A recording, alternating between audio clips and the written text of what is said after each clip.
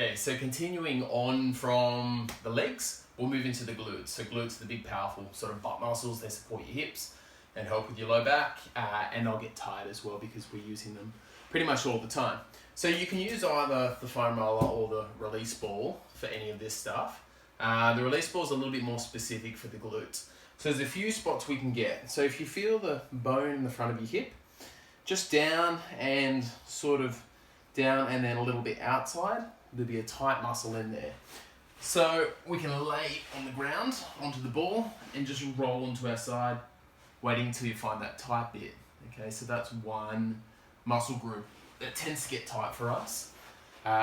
Next from there, if you feel the bone of your hip, so the bone of your pelvis coming around the back, I find a lot of people get really tight just beneath that. Okay, so if you sort of get to the side of your hip, side of your body, and you follow that bone up and you just pop the ball, set a couple of centimeters down and follow it, work it in different positions here, all the way around to the middle where it meets the other bone of your spine.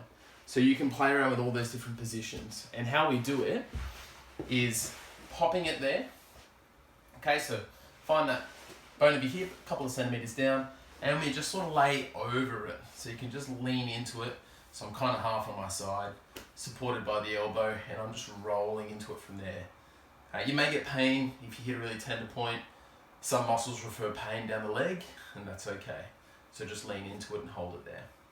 Okay, another way we can get into the glutes, or a couple of other muscles, deeper muscles that sit in the glutes, behind the glutes. We sit it essentially about midway down. So if you find that bone on the side of your femur, it's called your greater trochanter, we're going to go from about that position there and about midpoint of the glute, and then you're going to pop this one up. So you're going to pop the top leg up and sit into it from there. So you can play around with these different positions. Again, if you find the really tender points, just hold it and sit on it. There's no need to sort of rush over things. Take your time. Most important thing is to keep breathing through it. Okay, cool. So that's one way to get into the glutes. The other one from there is by laying directly on your side. So I'm square to the ground, 90 degrees to the ground. Knees come up, bent together, and I'm just sort of leaning into it from there. And you might find another few tender points through that. The way to do it with the foam roller is pretty similar, but not quite as effective. So we can do the same thing. We can lay on it here, lay on the edge. We can come up into the figure 4 position, and we can sort of rock into it and find those tender points. All right, next we're gonna go through the side of the body. Okay, so you've got your ribs, okay? Ribs up here, and you've got your hips there. There's a couple of muscles, some abdominal muscles and some deep back muscles that sit in there. So pretty much just getting onto your side, going just above the hip, and we can roll into it. I like to roll this way with this one, so sort of roll into the back, get a little bit more on your back, and then you can roll into it onto the front and even transition into your abs. So then you can roll more onto your stomach and find the tender points of your abs.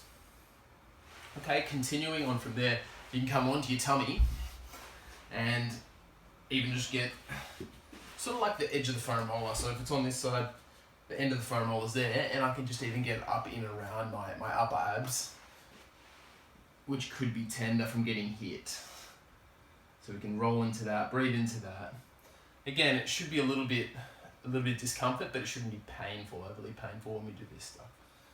All right, moving on from there, we're going to go into the bigger lat muscle on the side of our body that ties into our back and comes up through here into the upper arm.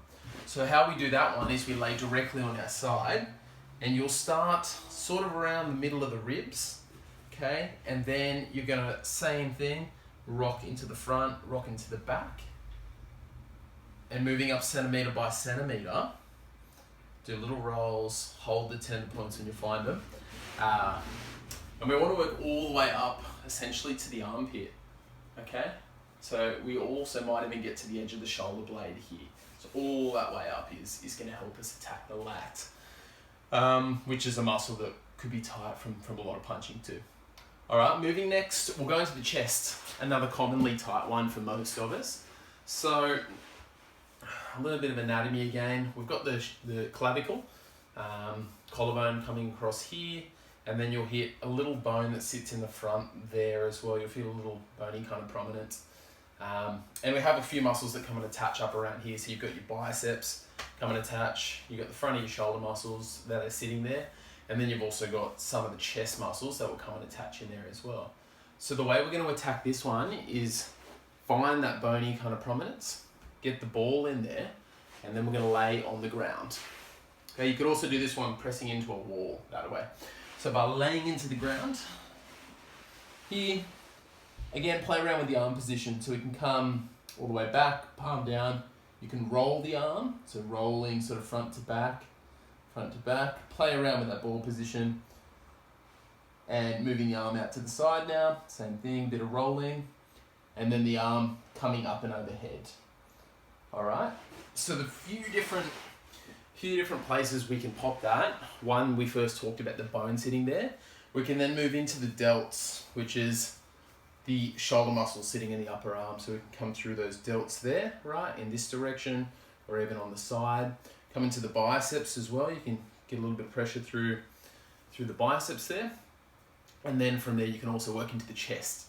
So going from that kind of bony thing that we talked about, that little prominence there, and just moving into the chest. So the same thing, you'll just pop the ball in there, into these upper chest muscles, pop it in, same thing, get the pressure there and rotate.